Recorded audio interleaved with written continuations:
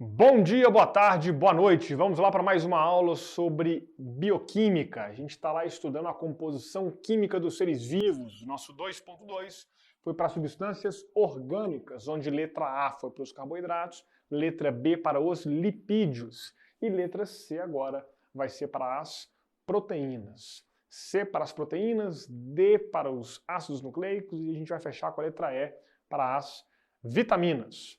Maravilha, vem comigo então, proteínas é o nosso novo grupo. Então a gente está aqui abordando o grupo das proteínas, maravilha. Vejam, quimicamente uma proteína é um polímero de aminoácidos, ou seja, um conjunto de aminoácidos.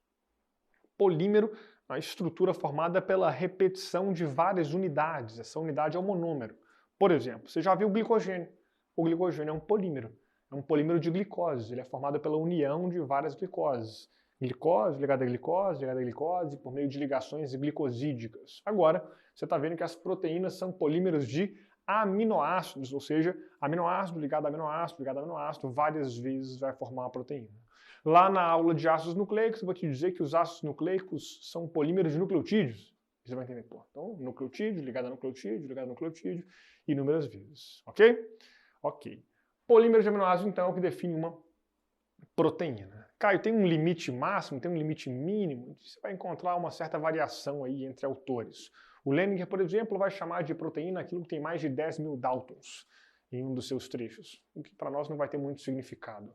Alguns, por exemplo, o próprio Leninger em um dos trechos coloca um certo limite de 100 proteínas, de 100 aminoácidos, desculpa. Acima de 100 aminoácidos seria caracterizada aí uma proteína. Tá? Já o Campbell, por exemplo, ele faz algo interessante. Ele diz que olha, não importa muito o número de aminoácidos, né? Se ele tiver ali uma importância biológica, você pode chamar de proteína. Porque, a princípio, até esse valor você chamaria de peptídeo. Né? Peptídeo é o nome dado também quimicamente para um conjunto de aminoácidos ligados. Oligopeptídeo, um peptídeo pequeno, polipeptídeo, um peptídeo grande, e aí uma proteína ela poderia ser formada inclusive por um ou mais polipeptídeos, ok? Sem se preocupar demasiadamente com esse detalhe, o fato é então que a proteína é um polímero de aminoácidos, ela é feita de vários aminoácidos ligados. Então, qual que é a próxima pergunta que aparece na sua cabeça? Pô, cara, se eu já entendi o que é um polímero, né? Uma estrutura formada pela união de várias repetições ali, pela união repetidas vezes de uma mesma estrutura, eu quero entender agora o que é um aminoácido. Na sequência, então, eu coloquei para você aqui o que é um aminoácido e caracterizei quimicamente um aminoácido. Veja, lá na química orgânica, você vai aprender que esse NH2 é denominado grupo amina, beleza? Então, tem nitrogênio na constituição das proteínas, na constituição dos aminoácidos? Sim, inclusive uma das maiores partes do nitrogênio que se encontra num ser vivo, que se encontra no seu corpo, se encontra exatamente nos aminoácidos. Se você pensar que uma proteína é feita de vários aminoácidos e cada um deles tem nitrogênio, vai ser uma boa parte, uma significativa parte do nitrogênio de um organismo. Seja uma planta, seja um fungo, seja um animal, uma bactéria, todos nós precisaremos de nitrogênio, então? Sim. Poderemos até conseguir de diferentes maneiras, mas sim, precisaremos. Tem aqui um carbono central que se liga a um hidrogênio e se liga também a um C-OOH. Lá na química orgânica você chama esse C-OOH de ácido carboxílico. Ou aqui eu vou simplificar como grupo ácido. Cara, então tem um grupo amina e um grupo ácido. Amina, ácido. Exatamente, né? Dá nome à estrutura. Não? Aminoácido é essa estrutura com carbono central, ligado a um grupo amina, ligado a um hidrogênio e ligado a um C-OOH, um grupo ácido. Caio, todo aminoácido tem essa mesma estrutura? Sim, todos eles têm essa mesma estrutura. Todos eles têm um carbono central ligado a um hidrogênio, ligado a um grupo amina, ligado a um grupo ácido. O que difere eles, então, é isso que eu estou chamando de R, tá? É o tal do radical. O R é um elemento químico, você vai procurar lá na tabela periódica, cara, o elemento tal, o elemento R é o que está aqui. Não! O R é um símbolo simplesmente para designar aqui o radical, que é o que muda entre aminoácidos. Por exemplo, tem aminoácido que pode ter um hidrogênio aqui e pronto? Tem. Tem aminoácido que pode ter um CH3 aqui e pronto?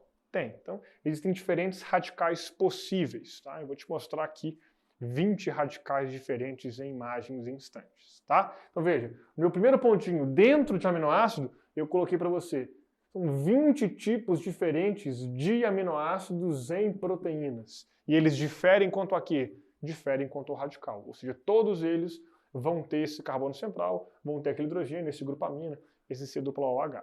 É claro que você depois vai aprofundar melhor a química e vai perceber que eles podem se apresentar de formas diferentes. Por exemplo, um C-OH,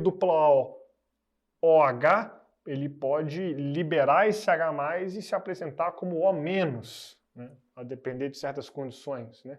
Um NH2, por exemplo, ele pode pegar H+, e se apresentar como um NH3+. Então são variações possíveis em qualquer um deles, tá? Vamos dar uma olhada. Por favor, Julinho, bota na tela aí para nós a primeira imagem aí a imagem que você consegue ver aí, os aminoácidos. O que você está vendo em azul é igual entre eles. É o carbono central, o hidrogênio, o grupo ácido, o grupamina. E o que você está vendo destacado em amarelo é o que difere entre eles. Então, por exemplo, na glicina você está vendo só um hidrogênio. Na alanina você está vendo um CH3. Então esse radical varia. E ao variar, ele pode ter características diferentes. Tem radicais que são mais apolares, tem radicais que são mais polares, tem radicais que têm carga, tem radical que não tem carga, tem radical que é mais ácido, tem radical que é mais básico. Então isso pode mudar entre eles. Pode trocar de imagem, por favor, Júnior? Na próxima imagem você também vê outros aminoácidos aí, né? E de novo, nesse tom de azul você consegue perceber a estrutura que não muda, né? E ali em verde, rosa ou num azul mais claro você consegue ver diferentes radicais. Caio, precisa de decorar o nome de todos os aminoácidos, né? Os radicais, todos eles, a característica desses radicais? Não. Pelo menos agora não, né? Eventualmente, se você for fazer um curso da área de saúde aí, dependendo do seu professor de bioquímica, ele pode até tentar explorar esse tipo de detalhe, mas aqui, definitivamente, a gente não precisa de se preocupar com isso, tá? Em termos de classificação, eu não preciso saber quantos tem radical polar ou apolar, ou isso ou assado. Pode tirar da tela, por favor, viu, Juninho? Eu preciso que você classifique os aminoácidos apenas segundo um critério: os aminoácidos naturais e os aminoácidos essenciais. Beleza? Então vamos lá, recapitulando. A gente está falando de quê? De proteínas. É o terceiro grupo de substâncias orgânicas que a gente aborda. Letra A para carboidrato, B para lipídio, C para as proteínas agora. As proteínas são feitas de aminoácidos, são conjuntos de aminoácidos. Então a gente se perguntou, cara, o que é um aminoácido? Te mostrei quimicamente o que é um aminoácido. Grupamina, grupo ácido, aminoácido, viu lá os elementos químicos que fazem parte dos aminoácidos. Te disse que em proteínas a gente tem 20 tipos de aminoácidos diferentes. Tá? Você pode até ter mais de 20 tipos se você modificar a partir desses 20 e obter outros. Mas, de maneira geral, são os mesmos 20 tipos de aminoácidos para todos os organismos, o que é interessantíssimo, inclusive. Né? Esses mesmos tipos, ou basicamente esses mesmos 20 tipos em plantas, em algas, em fungos, em nós e etc. Né? O que difere um aminoácido do outro, dentre esses 20, é o radical. O carbono central é a mesma coisa, o grupamina, o grupo ácido é a mesma coisa, né? O hidrogênio é esse radical. Pode ser um hidrogênio, pode ser um CH3, dentre outros que eu te mostrei aí. Maravilha. Preciso de decorar os detalhes? Não. Preciso se preocupar agora em classificar os aminoácidos ou como naturais ou como essenciais. Beleza? É a primeira vez que esse termo essenciais aparece? Não. A gente falou disso lá na aula, por exemplo, de sais minerais. A gente falou disso, por exemplo, lá na aula de lipídios, ao citar que alguns ácidos graxos, ômega 3, ômega 6, eram essenciais. Isso se refere a quem, então? O organismo não fabrica, não fabrica, não sintetiza, não produz, enquanto os naturais o organismo fabrica. Cara, então nosso organismo ele consegue produzir alguns aminoácidos? Sim, mas ele não consegue produzir outros. Mais ou menos quantos? Acho bobagem se preocupar em decorar isso também, mas eu coloquei aqui, ó, dos 20, mais ou menos 11 são naturais, desculpa, e 9 essenciais. Talvez você já tenha visto algum material com 12 e 8, se não me engano é a histidina que fica ali normalmente na disputa, mas algumas referências já têm trazido até mesmo em adultos a histidina como essencial, e fica ali o 11 e o 9. Outra coisa, coloquei um asterisco aqui, puxei para cá e escrevi Homo sapiens. Por que eu fiz isso? Porque, claro, né, todos os aminoácidos que são naturais e essenciais são naturais ou essenciais para todos os seres vivos? É claro que não. Porque se esses 9 aminoácidos fossem essenciais para todo mundo, como é que a gente iria obtê-los? Né? Não faz sentido. Tá? Então, essa é a referência de aminoácidos naturais e essenciais para seres humanos. Porque a partir daí eu vou te perguntar, se esses aminoácidos são essenciais, isso é, a gente precisa, mas o organismo não fabrica, isso é, eles fazem parte das nossas proteínas. Sem eles a gente não vai conseguir produzir várias, se não todas as nossas proteínas. Como é que a gente consegue obtê-los? Através da alimentação. Comendo normalmente o quê? Outros seres vivos, né? Que produzem esses aminoácidos ou que obtiveram a partir de quem produz e assim por diante, né? Isso vem passando ali numa cadeia ou numa teia alimentar. Então, a gente obtém através da alimentação. Olha que legal, você está dominando cada vez mais a parte nutricional. Você já sabe, por exemplo, que na sua alimentação tem que ter caloria. Pouco importa se vem de carboidrato, lipídio ou proteína a princípio. Ou seja, existe uma demanda calórica diária, né? Agora, ela não basta. Você já sabe também que é importante sustentar a demanda de minerais. Você precisa de ferro, você precisa de iodo, você precisa de cálcio, você precisa de outros minerais. Você precisa de se manter hidratado, você precisa de água. A gente perde água para o ambiente diariamente, né? A gente perde por meio da sudorese, a gente perde por meio da urina, a gente perde por meio de fluidos do sistema digestório, enfim.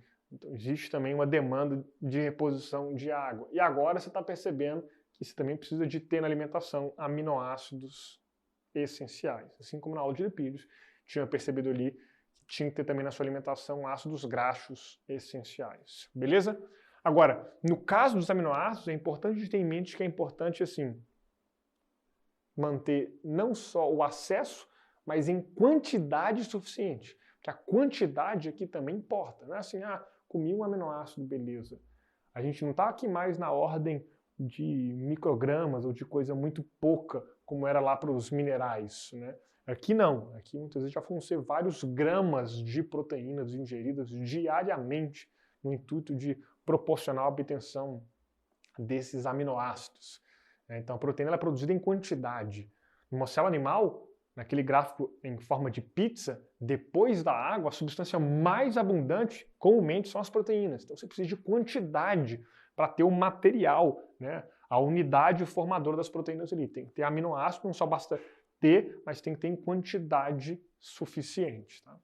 Curiosidade, só o arroz com feijão, se eu não me engano, já tem ali os 9 tipos de aminoácidos que a gente não consegue fabricar, né? Os essenciais. Né? Mas, de novo, a gente tem que pensar em supri-los em quantidade suficiente. Outra coisa que eu falei aqui, mas ficou rápido, foi é bem comum a gente obter, através da nossa alimentação, não o aminoácido diretamente, mas a proteína. Veja que interessante. Dificilmente você come aminoácido puro, a não ser que você comprou um pote com aminoácido, alguma coisa parecida. Mas na sua alimentação natural, é bem mais comum você ingerir proteínas. Proteína a partir do músculo de um organismo, né, de um frango, ou de um peixe, por exemplo, ou de um porco, ou de um boi, ou qualquer coisa parecida, ou de alguns vegetais, enfim, de soja, ou de outro vegetal que você esteja pensando. Né? Então, proteína é algo que todo ser vivo tem, né? De novo, o ponto vai ser se em quantidade suficiente. Né? Então, o mais comum é a gente obter através da nossa alimentação proteínas e a partir do sistema digestório, ou seja, a partir da digestão, a gente quebra essas proteínas em partes menores, em peptídeos, quebra ainda mais até chegar nos aminoácidos. A.A é comumente a abreviação para aminoácido, tá?